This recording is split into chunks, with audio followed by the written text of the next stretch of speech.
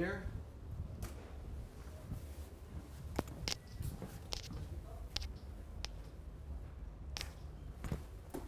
Test, test, test. I'm trying a new way of streaming. I don't even have the mic in or anything. It says the stream is offline. Let's see here, live dashboard.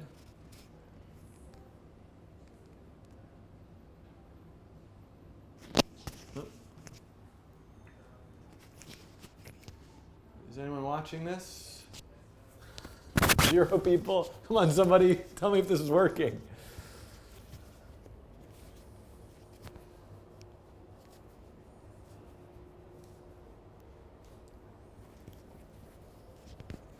Okay. Test, test. Ooh, there's a sleigh on the door. Sorry, that was very loud. I'm testing a new way of streaming. Oh, I'm hearing myself somewhere. Anywhere? No? Maybe I'm just echoing to myself.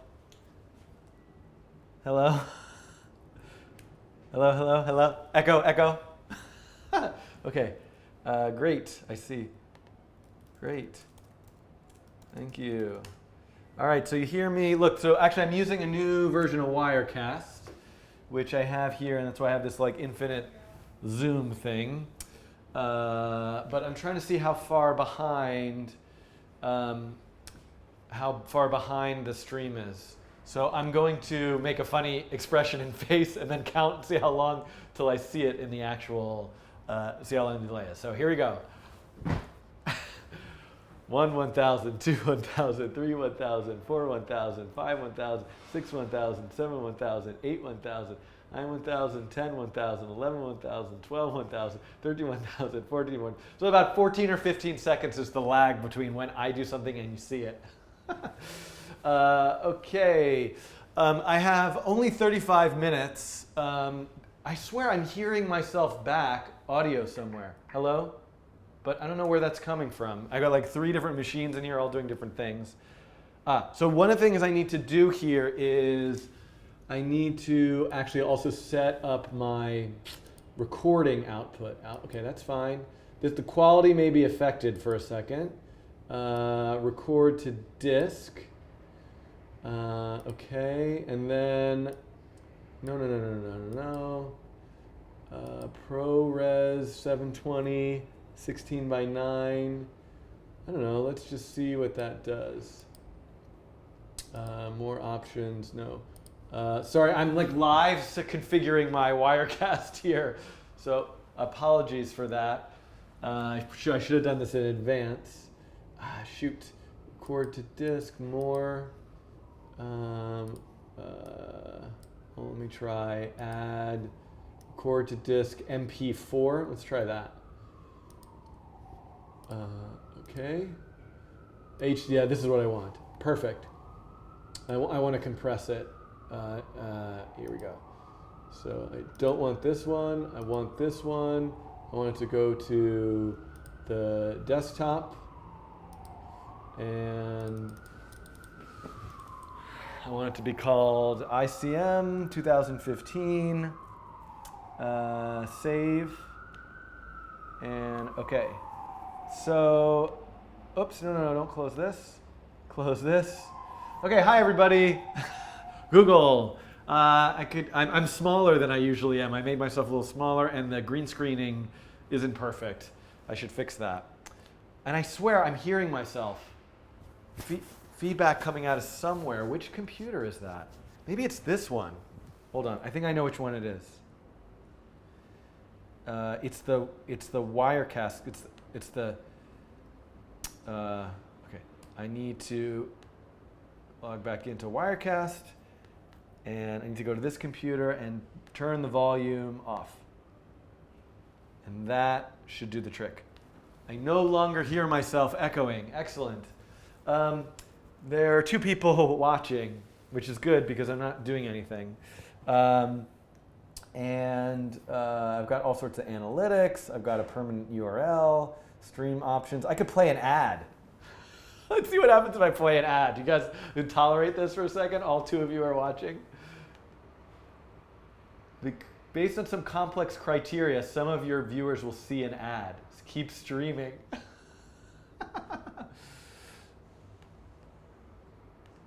Anybody seeing an ad?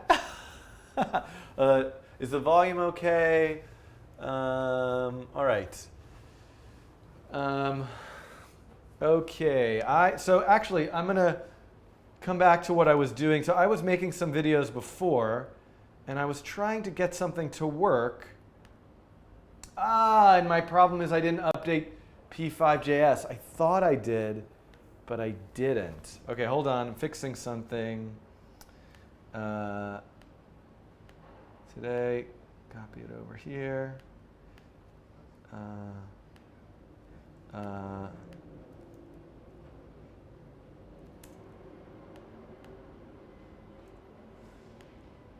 No, that's the wrong one. Hold on, everybody.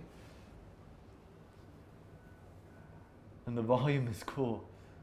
Valvoline. Well, thank you for watching the Valvoline ad. Maybe I made about a quarter of a cent or something. Okay. What's good about this, though, is that I know not very many people are going to tune into this, but I often take these like short little breaks. I can just click the play ad button. Sorry, what I'm trying to do right now is fix an issue I had with the previous videos I was making. I don't know why I've got Sublime Text open. I need to go and get the newest p5.js, and I actually just want this single file. And I want to close the editor, and I want to find the example I'm making, which was under DOM, under slider, other events, and I want this p5.js file in there, and I want this one to go away. And then I want to launch the editor again. I don't know, quit Chrome, close all these things, and launch the editor again. And there we go. I have a feeling this is going to work now. No error. Whoa, what did I do? Oh, editor crash. Editor crash. Technology! Okay. I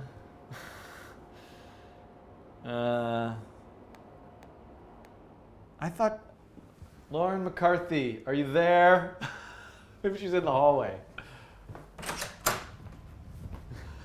Oh no, she's teaching class. So there was a trying to make a certain feature work in p5.js that was recently added, but there was also a bug in a recent version of p5.js which caused the editor to break. I don't even know if I have the most recent version of the editor. This is great to do this live. Well, I could definitely use another editor. I'm just trying to use, let me see here if I have the most recent version of the editor. Oh, you know what? I know what it is that I can fix manually. Aha. So editor crashing with this version. The line of code where it's crashing was comment this line out. This dot events device motion equals null. So let me get the editor again, open. And let me go into here,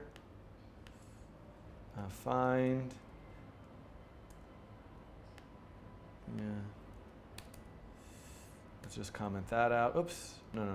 I need to open the actual thing that I want to open, other events, and go to libraries, p5.js, and I'll move this over here if anyone wants to watch what I'm doing. Define this. There we go. And that should do the trick.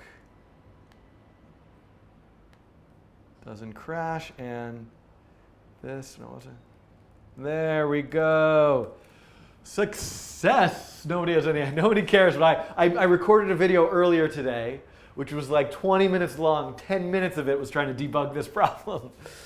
And oh, 3 people. Somebody else joined. I can see exactly the number. But I love this new YouTube live streaming thing. Who are you, third person who's not Sharon De La Cruz or J. David Eisenberg. Oh, you left because there's only 2 people watching, or one of you left. When you have such a small audience like me, I can pinpoint exactly who's there and who's not there. All right, it is 2:30 p.m. I'm going to see if I can make another video. And hide sidebar.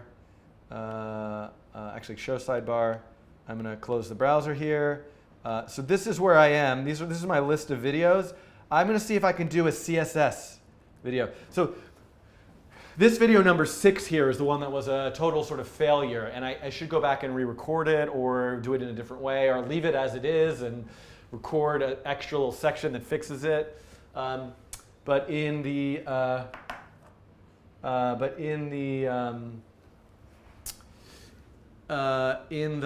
brief amount of time that I have, I think I'm going to do the CSS and style video. So a couple things I need to do. One is I just need to test that my recording system is actually working.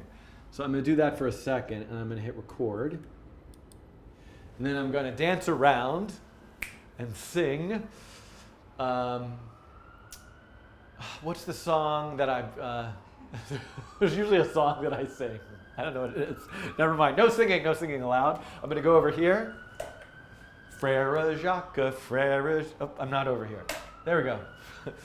You can see that the camera's in slightly the wrong position. There we go. That maybe helps. Is the focus okay? Can you read this? I'm going to come back over here and test this. And I'm going to hit stop recording. And then I should see on the desktop a file that I just recently recorded. And it says, today, 2:34 p.m., ICM _0, 41 megabytes. I'm going to open up this video file and play it. I have to turn the volume on to see if there's sound. I'm going to check. I want to check.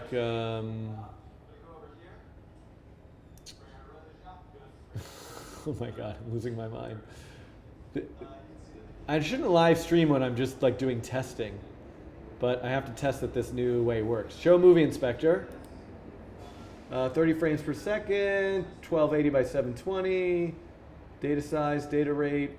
All right, I'm happy with this. Close this. Turn the volume back off.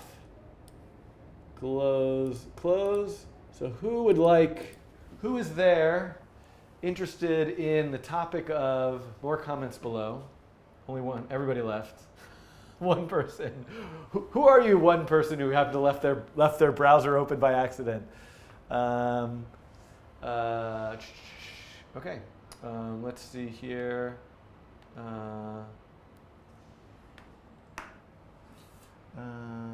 Okay. Let's see. Maybe I should work on the green screening. You guys want to, I wonder if I can do this live while I'm streaming. So if I hit edit shot, and I go to the green screen, and I go to the chroma key, and I hit check, you can see, are you seeing, although I should go back to the live dashboard. You should see me right now in front of a green wall. And you can see the shadow here, which is really because of the lighting. Let's see if I can fix that a little bit. Better or worse? Oh, you know what it is? It's this table here. I don't really care so much, but I really should probably make that better.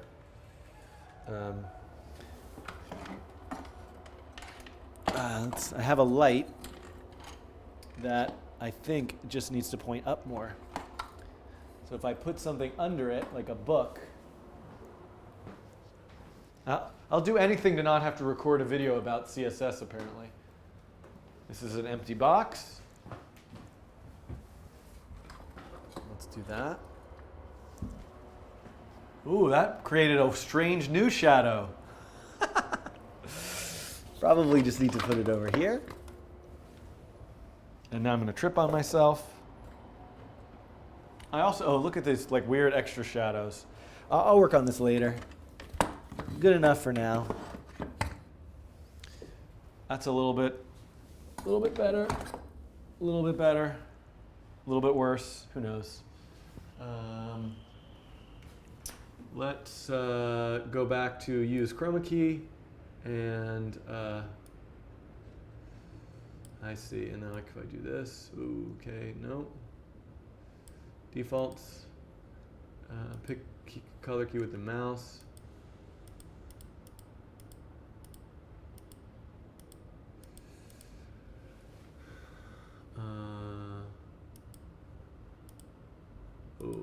Yeah. I think that'll just be good enough.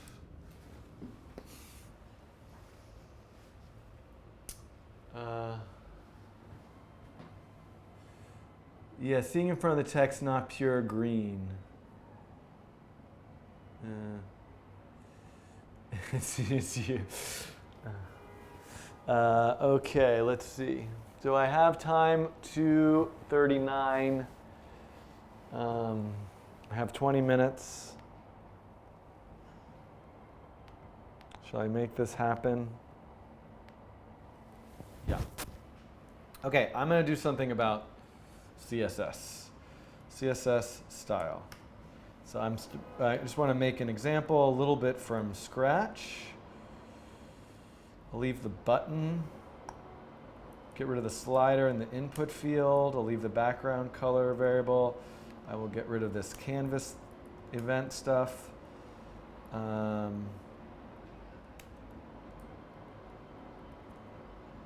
And I definitely need to create P. I need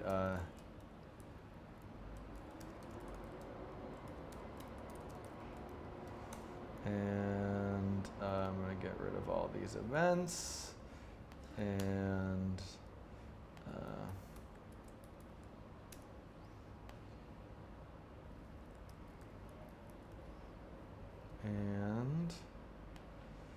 let me make this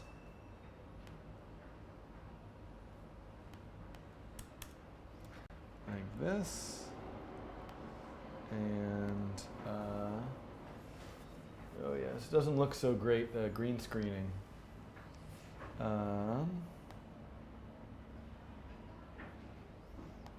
And let me run this and see. Change color is not defined.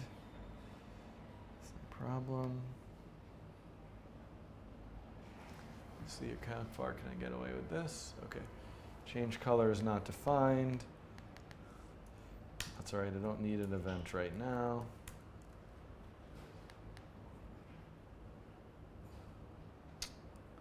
Oh, right.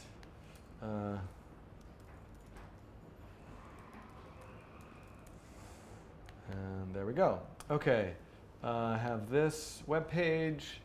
I have the editor. I have the HTML file. One thing I want to do here is this. To indent it correctly. And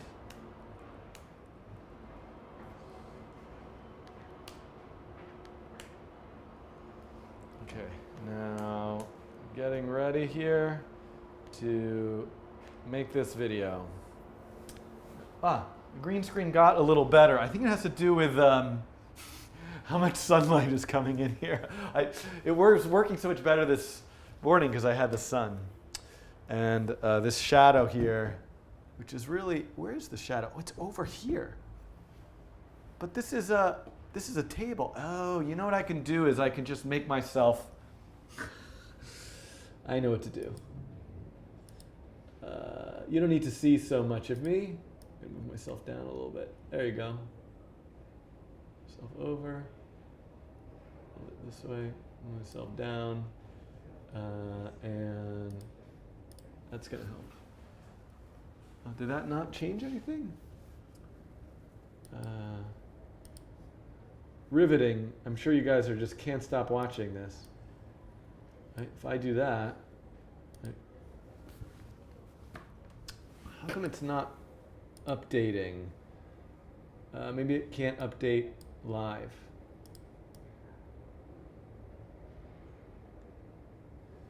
And oh, it is working. It's like behind. Oh, it stops me. Create button is something built into p5.js. I'm a tiny person. I shouldn't be. I hope I can delete this. I'm going to probably have to delete this one. Let me just get it exactly where I want it and just hope it works. Raise my hands up to there, over there. Okay, this will just have to do.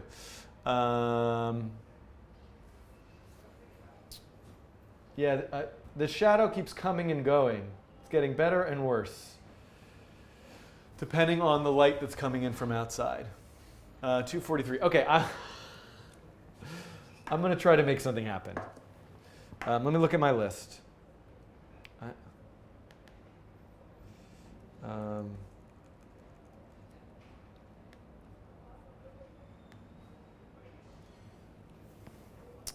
And okay, wait. I need this CSS reference page open. If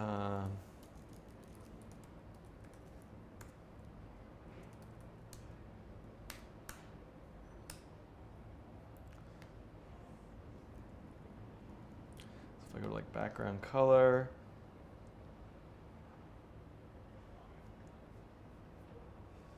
I don't know that I love this. Background color blue. Color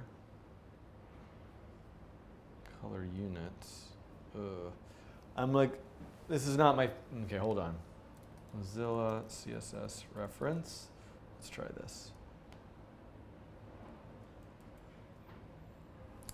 This is good. Background color. If I click here. Yeah, there we go. This is better. Okay, great. I'm going to use this particular reference. Okay, so I have 15 minutes. I'm going to mute myself.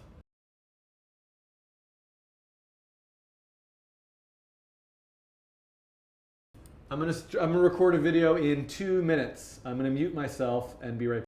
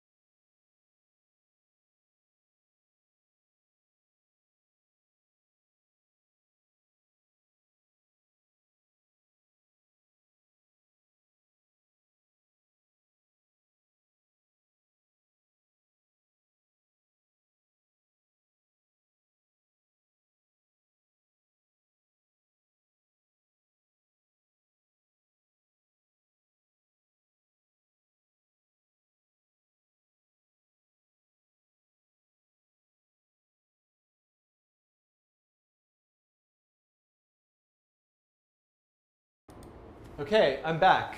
I don't know if anyone's still there. 4 people are there, perhaps. If you're there, say something. Say hello. And tell me if the audio and the picture is fine. Can you see this? I'm going to erase all this. And I'm about to take 10 minutes to make a short video lesson about CSS and the style function in p5.js. Okay. And it is 2:47 p.m. Oops. It's 2:47 p.m. Eastern time. I have office hours appointments at 3 p.m. So I meant to do this from 2 to 3, but I set up an entirely new streaming system. I'm very small here. And it took me 45 minutes to do that, so I sort of lost all my time. But I'm going to try to at least get one more video out. I did a whole bunch this morning. And Mark Abbey is in the chat. Mark Abbey is in the chat. He has done a ton of work on the DOM library over the summer. And as part of Google Summer of Code, a lot of the new features are thanks to him. And if you have actual questions about how it works or what it does, you can ask in the chat. He knows more about it than I do. And am I shrinking? I feel so tiny. Okay, I'm just going to leave it. Okay. Here we go. Oh, look at this. I swear every time I look over, I'm getting smaller. I'm going to just check these settings one more time on this shot. There we go.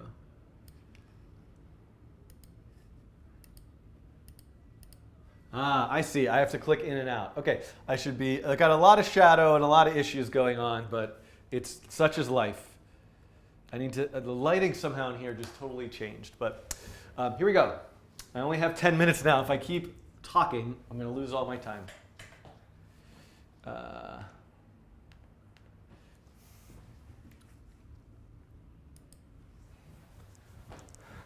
All right, so this video is about a giant topic, one, again, that I know very little about, and that topic is CSS. And so, there's been a bunch of videos here that I've made about the DOM, the Document Object Model, web pages, HTML pages, JavaScript, how they control HTML pages. Let's just take a step back for a moment and look at the pieces we know about and what's this third piece that I'm adding. So this web page, this thing that you're seeing in the browser or in the sort of browser window of the p5.js editor where I'm writing all of the code, the thing that this page loads is a file called index.html. Okay? So, and this is not a good pen, I'm switching pens. In this file, there is some content written into that file. For example, there is a header that's at the top of the page. There's a paragraph. This file is also referring to some JavaScript code. It's referring to a bunch of different things like the p5.js library file, our own code, which is in a file called sketch.js. And in those files, we're doing some JavaScript stuff, like making a canvas, drawing a circle to that canvas, and perhaps even as we've seen in previous videos, making other DOM elements like more paragraphs and affecting those and changing those elements. So you can think of these pieces as HTML. This is really the structure. And you could also say like initial content in a way, like what's on the page when it first loads of that web page. JavaScript is logic, code, things that can handle events, store information, make all sorts of magic happen. This is what you can think of as the behavior of the page. So this is where you and I and everybody else who's doing this stuff is writing code to control what's happening on that page over time based on user interaction, based on some mathematical algorithm, based on whatever you might fancy. You like to draw rainbows in a canvas, unicorns, do that with JavaScript. I'm adding unicorns to my repertoire here. I only was at rainbows. Okay, so the last piece here that I want to talk about is this idea of CSS. And CSS stands for Cascading Style Sheets. I don't know why they're cascading. Probably has to do with some sort of like nesting and whatever. And somebody on the internet who really knows this stuff will hopefully write in the comments why it's cascading. But the key word there is style. So if you want to affect various aspects of the layout of this page, you want the canvas to actually float on the right side of the page rather than the left side of the page. You want to change the font that's in the paragraphs. You want to change the background color of a paragraph. You want to, just about anything that you can imagine that has to do with the visual look and feel of that page can be controlled with this idea of CSS. Now, once again, we're in the same place as we were with HTML. You could write HTML into that index.html file, or you could dynamically sort of insert HTML elements into the page using JavaScript. You can sort of give some initial content. You can also control those elements using JavaScript. The same thing is true with CSS. There is a kind of file, the camera went off. There is another kind of file you could write. I've disappeared from the world, but I am still here. You cannot see me, but I am still here. I will never leave until every one last person on Earth, actually, most people on Earth don't really need to know about CSS, or maybe they should. I don't really know. That was a terrible idea, but you're here watching this video. Maybe CSS is useful to you. I'm going to keep going. The HTML file, the JavaScript file, now you can also add information about styles to another kind of file, named maybe style, named whatever you want, .css, .js for JavaScript, .html for HTML, .css. Now, what I meant by saying we're in the same situation is I want to talk about how do you add that style stuff to style.css, or how much you add style dynamically on the fly based on user interaction, based on some set of behaviors in JavaScript. This is the bigger picture here, and then there's lots of details to fill in. Boy, am I rambling about this, but hopefully it's making some sense. Okay, so how does CSS work? CSS works on a couple different principles. One is this idea of a selector. So you need to have a selector, meaning what are the things that you want to select to style? Do you want to select all the paragraphs on the page? Do you want to select just this one particular paragraph? Do you want to select the canvas? What DOM elements do you want to select in order to style? After you specify that selector, so for example, let's say you want to style all the paragraph elements on the page. Your selector would be P. Then you need some open and close curly brackets, much like you always do when you're doing these kinds of things, to denote the beginning and end of the style information that will be applied to that paragraph. Once you have that, all you need are a series of name value pairs. This looks kind of like a JavaScript object, but the syntax is a little bit different. These name value pairs are like, what's the property you want to style and what's the value for that style? For example, I want to style the background color, and I want the background color to be black. Or white, that's white. Oh, I want it to be like pinkish. F0F. So you can be asking your question like, oh my God, what is that? That looks terrifying to me. There's like a pound symbol and then a letter and then a number. So there's a lot of things to learn. This is a certain kind of a special way of writing a color information. You know, I think maybe this would have been a little bit simpler if I just wrote the word pink here or purple here. That would also work. There are a variety of different ways. So now the question is, what are the kinds of things that can go here? You know, font size is one of them, I think. So if I want to like change the font size, there's so much that could go here. How do you know what the possibilities are? How do you add that to your CSS? And then how do you do that with JavaScript? How much time do we have? Let's go to the code and look at how some of this works. Okay, and I've disappeared, but I'm going to come back to life. Sunshine, rain down upon me and give me some light, and I shall appear now in front of the camera. Okay, I have to turn this down. Okay, so here I am with a p5.js project in the p5.js editor. I'm going to run this, and you can see there, again, we're back here. I have this h1 element, this paragraph element, this canvas, another paragraph element, a button.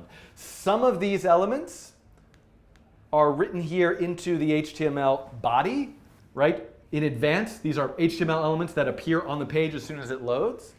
Some of these elements are created with JavaScript, made dynamically when the program runs, create a paragraph, create a button. Okay? This is where we are. How do I start to style? Let's style that paragraph.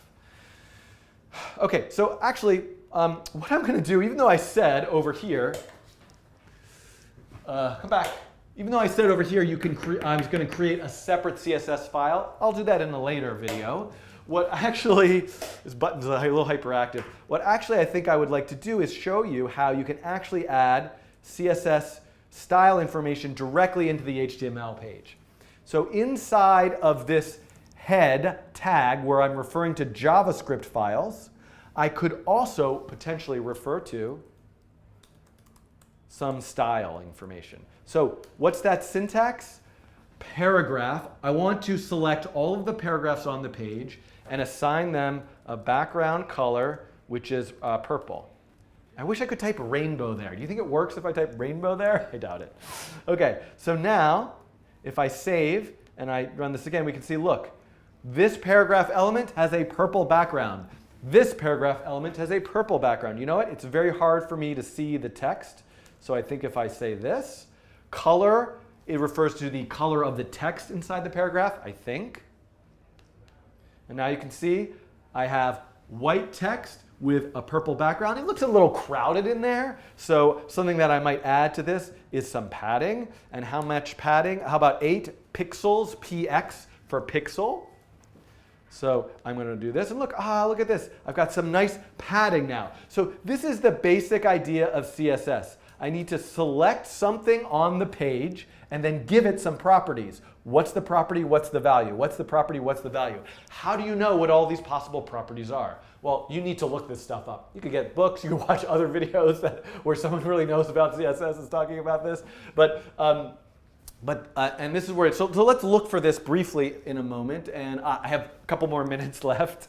I am going to, so I am on here, developer.mozilla. So this is one place. I'll put some links in the description for this video, but here is a URL of where I could find some information about CSS. I'm going to remove this part here.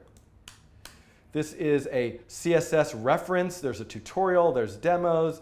I want to look at an exhaustive, I'm exhausted already, an exhaustive reference. I'm going to look at the exhaustive reference, and I'm going to see, like, look, these are all of the possible things I could add. There's so much. I can just keep scrolling and scrolling and scrolling and scrolling, but we can look under, I can look for like background color, and you can see background color is right over here. I can click on it, and what do I see now? I see here are some examples of different ways that I can call background color. I could say red, I could say RGB, I could say current color, all sorts of ways. So this is a topic for another time, another video for you to look on your own. There's another CSS reference that I like to use.